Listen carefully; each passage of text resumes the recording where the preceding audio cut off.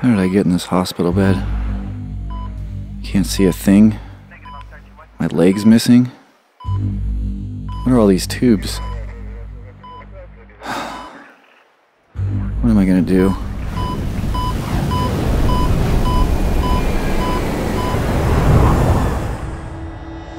My name's Corey Reed. Come ride with me.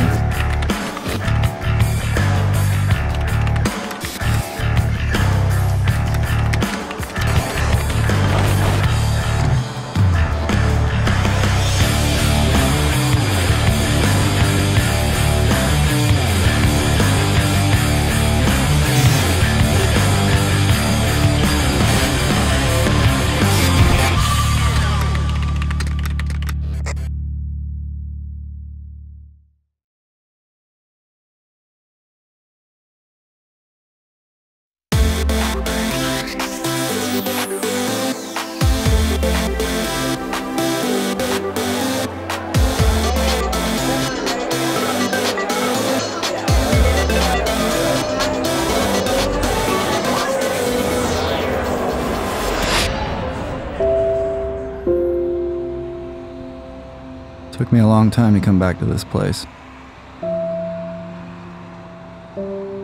At 23, I just started my own company with a close friend, installing home theaters for the rich and famous.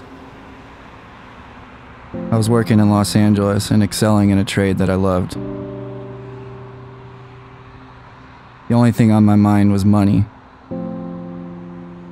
And with that, the partying came pretty heavy.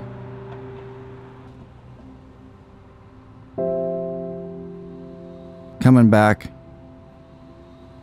and looking at this in hindsight, I never would have imagined that this would have been the place that my life changed for the better. It was mid-December. It was a Thursday night. It was that time of year when all your friends are coming into town from college. You can usually all get together and catch up, and I remember a majority of the night at the club, mingling with friends, seeing people I hadn't seen for a long time. The place was going off. I remember last call being made and them funneling everybody out front, and that's when I hopped in the car with my friend, with him at the wheel. We made it a few blocks from home, and that's where we ended up crashing. It was a street that him and I had both driven many times before. With a combination of alcohol and being that close to home, it was just a bad mix. He came tearing up the street at excess speeds of 100 miles an hour, passing through the intersection, nailing the train tracks, going airborne, losing control, and striking the pine tree. We took out the fire hydrant and rolled several more times after that. It's most likely that a majority of my injuries were sustained at that first point of impact with the tree, going blind, and my leg being very badly injured, which later was amputated. My jaw was broken in 3 different places. I had a broken clavicle, 2 collapsed lungs, and major internal injuries. It took the first responders about an hour to extract me from the wreckage, where they took me to the local hospital with the trauma team awaiting. My friend walked away with a minor concussion where they hauled him off to jail. I spent the next 2 months in the hospital, a month in which I was in a coma. And when I awoke from that coma, like, one of the first things that I remember was just having more tubes wrapped around me, and my vision was black when I first awoke. I remember going to grab for my leg, and this was all in a matter of like 10 seconds, like maybe even less. It just happened so quick. And my dad and my mom were in the room right there, and before I could even sit up, my dad kind of grabbed me, and we both just started crying. He's like, "We're in this together, man. We're in this together." And I just remember thinking, what happened? This is just, what happened? And he said, "You were in an accident." And it was almost, I knew immediately He didn't even have to say anything else. I didn't need to know it was a car accident, or I knew that it had something to do with my reckless partying and my irresponsible ways and just sort of living that reckless lifestyle. And it all came together right there. I realized that it was most likely due to some poor choices. A lot of people ask me how I handled such a life-changing event. I remember the first couple of weeks coming home from the hospital, and every morning I'd open my eyes and I would expect to see, and it was just dark. And I just remember the emotional toll that took on me, but I didn't want to tell anybody. I've always been really strong, and I've always been very stubborn, and due to the circumstances of the accident and a lot of people forewarning us of our reckless ways and our reckless decisions, I was gonna prove that I was gonna come out of this, and I was gonna handle it, and I was gonna be fine. But emotionally inside, I was messed up, and I didn't know how to handle it.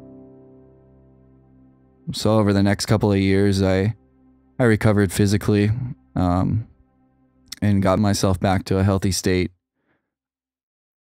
But still, I was carrying those emotional burdens and just the guilt that played in from everything that went down leading up to the accident.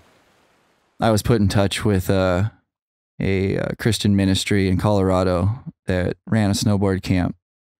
I remember going up there and just taking a free lift ticket. Going up there originally, I didn't even think I was going to be able to snowboard, but they reassured me that they'd have no problem getting me up on a snowboard and doing the things that I loved before.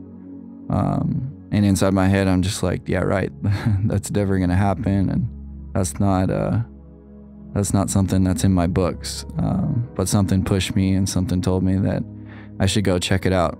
That was a seed that was planted, and from that point, there was a lot of influential people and a lot of key people that were outside of that immediate circle, that knew the circumstances of the accident, that knew what had gone down. So they were able to see it in a different way, and they were able to see me for who I was now, not who I was before, which was nice because everybody, all my friends and family that had known me before the accident, they wanted to baby me. They felt bad. They felt so, they just couldn't believe that, something like that had happened to me. So there was just a lot of people felt bad for me, and I didn't like that. So, this new group of people that I was introduced to, they were able to give me a new perspective and, my current situation, and being able to fellowship and be up there with other people that were blind and had been through, similar traumatic experiences, or were just going through the same sort of things that I was going through. It was an eye-opener. So over the next couple of years, I just continued snowboarding on a recreational level, but still attending those camps.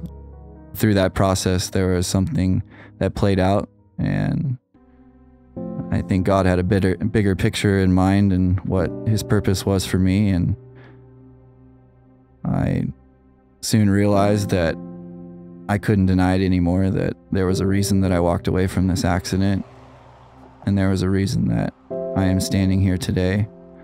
And I need to share how beautiful this life is that we have.